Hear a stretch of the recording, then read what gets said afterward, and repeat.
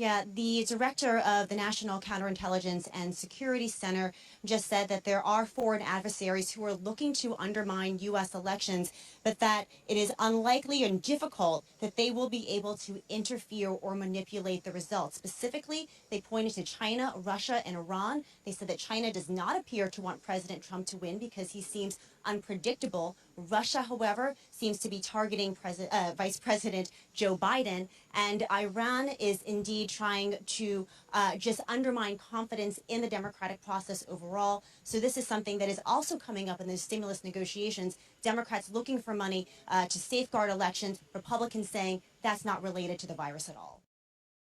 Facebook removing a video interview posted to President Trump's account in which he said that children are, quote, almost immune from COVID-19. The video was from a Fox News interview. Twitter later followed suit, blocking the Team Trump Twitter account until it removes a link to that video. A Facebook spokesperson telling NBC the video violated the social network's COVID misinformation policy. The president's campaign fired back, saying Facebook was showing flagrant bias against President Trump. The policy, guys, that Facebook has is if you say anything explicitly, as if it's a fact and if it's proven, not some people think or maybe or I think, but if you say it in a sort of emphatic, this is how it is way, they're likely to take it down, which has not stopped people from adding, I think, or this may happen this way, modifiers to their text. I'm actually surprised the president didn't do it in that context. Well, it was video of something he said on Fox News. Right. No. But I'm saying if he said it that way, then it would have been deemed different, which is such a strange phenomenon. Yeah. Well, think about, shows you again how if we think we're having this conversation now, imagine how it's going to be, you know, as you get closer. What are you, 90 days out from the election? A little less. Wait now, until you get closer. These social media companies are going to be really in an interesting spot to see the willingness that they have between now and then to take steps like they did now. And the calls that are going to be coming, like the ones that you just read, Andrew, of the backlash that comes when either Twitter or Facebook or somebody else steps in and removes a post. I'm wondering what you make of what's happening within Major League Baseball and whether that's a warning for the broader society once we start to get back towards reopening schools and things like that. You're seeing increased outbreaks relative to what's happening in the other sports, which are in more of a bubble environment. Major League Baseball obviously is not. What's your take from what you see? My take is this is highly infectious, and you're right, Major League Baseball didn't do what the NBA did, put in place a really strict bubble around the players and the players' families, for that matter. So, you know, especially when this gets into a clubhouse where people are in close proximity, it spreads very quickly. I think it is a warning what could potentially happen if we're not very careful with the schools. And, you know, the question is going to become, when do you close a school? And that really wasn't addressed by the CDC. We're going to see outbreaks in these schools. And the question is, what are local districts going to do when that happens? I think what you're going to see, unfortunately, is a lot of schools open. There's going to be, unfortunately, outbreaks in those settings. You're going to see a lot of schools closed, and it's going to be really hard to get them reopened. I think we need to address that very carefully around what the circumstance and the trigger would be for when you would close the schools, to try to keep them open as long as possible. Dr. Gottlieb, I know you have an op-ed in the Wall Street Journal today laying that out. What are the odds you think we actually get national guidance on something like that? And by the way, if you were setting the rules, what would you say? When should a school close down? What's an acceptable way of kind of dealing with it?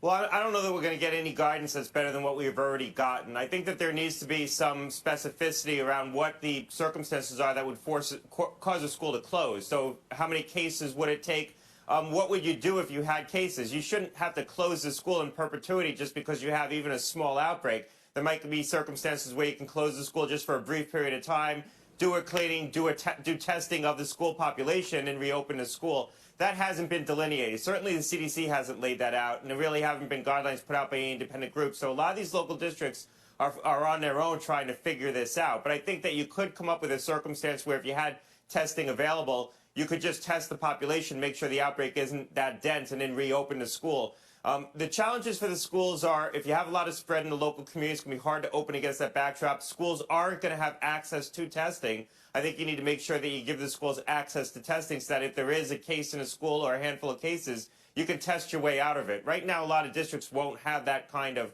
luxury, though, because they're not going to be able to get their hands on the testing. There's more testing available to professional sports teams than there are to our schools, certainly. Hey, Doctor, they're playing the music, but very briefly, there was a story over the weekend. It goes to what Becky was talking about on the vaccine front. A number of scientists really concerned that, frankly, the administration or Washington is going to try to move too quickly on the vaccines themselves related to the election. How concerned are you about that particular issue? And would you be one of the first to take the vaccine? If a vaccine went through a proper regulatory process, I'd have confidence in it. I think there will be pressure, and I think it's important that the FDA laid out a real clear line about what the approvability of a vaccine would be. They did that in guidance about 2-3 weeks ago. But you take it. If it's approved, you take it. If a vaccine goes through a proper regulatory process, absolutely. And I'm obviously on the board of Pfizer, which is one of those companies developing a vaccine and trying to come through that regulatory process. Julie, this is a situation where I don't envy any of the people who are making decisions on this. Parents about whether to send their kids back to school, teachers about whether to go back to school, administrators and superintendents in terms of how they start this up again in the fall. Where do you come down on this? What do you think? I think that's exactly right, that without stopping the spread of the virus, we have left everyone with impossible choices, and what's going to happen is equity is going to be what's impacted the most. So for gender equity, because women are going to bear the burden, women are going to be the ones who are stepping back from their jobs, reducing their work hours, taking care of kids. It's about racial equity, because in communities of color, there already was not enough equality in the schools, and it's just going to be worse if schools are closed. So it's kind of a no-win situation. Parents were already, running a marathon while holding their kids on their back, and now they're also juggling fire. It's just impossible. Yeah, I think a lot of us have been looking at this, like if we can just get to the summer, next year's going to be fine. The fall season will bring us back to a more normal life. And the closer we get to it, the less and less it's looking like that. A lot of schools are choosing to open, though, in person and then offering online learning for the people who don't feel comfortable going back. Is that a fair trade? I think it's a really tough choice even then. I think the biggest thing we need is a significant federal investment. This should be our #1 priority. The fact that parents are going to be struggling with how to facilitate remote learning while also working, this affects employers and has major ripple effects for them. We should be investing everything that's needed and then letting local communities get creative and figure out the solutions that work best for them.